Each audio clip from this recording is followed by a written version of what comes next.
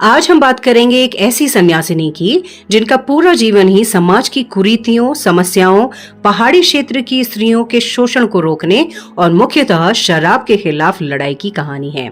जी हाँ, आज हम बात कर रहे हैं टिंचरी माई या कहें ठगुली देवी यानी दीपा नौटियाल जी की, जिनका जन्म 1917 में उत्तराखंड के पौड़ी गढ़वाल जिले के मंज्यूर गांव में रामदत्त नौटियाल और रूपा देवी जी के घर हुआ था।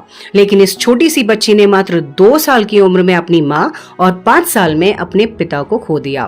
फिर चाचा ने ही इनकी देखभाल की और इनका विवाह मात्र 7 साल में इनसे 17 साल बड़े एक फौजी गणेश राम जी से कर दिया। पति के साथ ये रावलपिंडी आ गई। इनके पति इनका पूरा ध्यान रखते थे। बाद में इनके 2 बच्चे भी हुए। दीपा खुश रहने लगी थी, पर दुर्भाग्य ने इनका पीछा नहीं छोड़ा और जब इनकी उम्र केवल 19 साल थी तब इनके पति द्वितीय विश्व युद्ध के लिए फ्रांस गए और वहीं शहीद हो गए। इसके बाद इनके ससुराल वालों ने भी इन्हें नहीं अपनाया और इसी समय गांव में हैजा फैलने की वजह से इन्होंने अपने दोनों बच्चों को भी खो दिया। फिर वो लाहौर चली गई और वहाँ एक मंदिर में रहने लगी।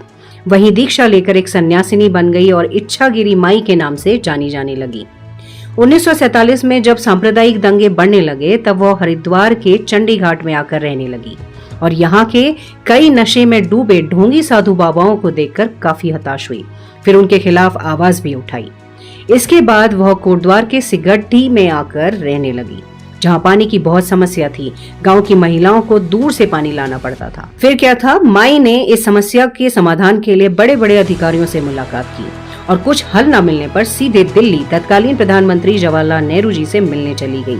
सीधे उनके आवास पहुंची और कुछ दिन इंतजार के बाद नेहरू जी की गाड़ी के आगे आ गई। नेहरू जी ने माई से सारी समस्या सुनी और दृढ़ संकल्प माई के पूछने पर उनसे वादा किया कि गांव में पानी आएगा और इस तरह कुछ समय बाद सिगड्ढी में पानी की समस्या का समाधान हुआ। इसके बाद माई मोटा ढाक चली गई, जहां एक भी विद्यालय नहीं था और फिर वहां उन्होंने स्कूल की स्थापना की। यहाँ से वह बद्रीनाथ, फिर केदारनाथ और फिर पौड़ी आई। पौड़ी में उन्होंने जब लोगों को शराब यानी टिंचरी के नशे की हालत में देखकर अपना घर बर्बाद करते हुए देखा, तब शराब के खिलाफ लड़ाई शुरू कर दी। उन्होंने सीधे डिप्टी कमिश्नर से कार्यवाही की मांग की, लेकिन जब कुछ नहीं हुआ तो स्वयं ही शराब की दुकान में आग लगा दी। अब यहाँ से वह टिंचरी माई कही जाने लगी। उन्होंने शराब के खिलाफ लड़ाई जारी रखी और कई महिलाएं उनके इस संकल्प में जुड़ी थी।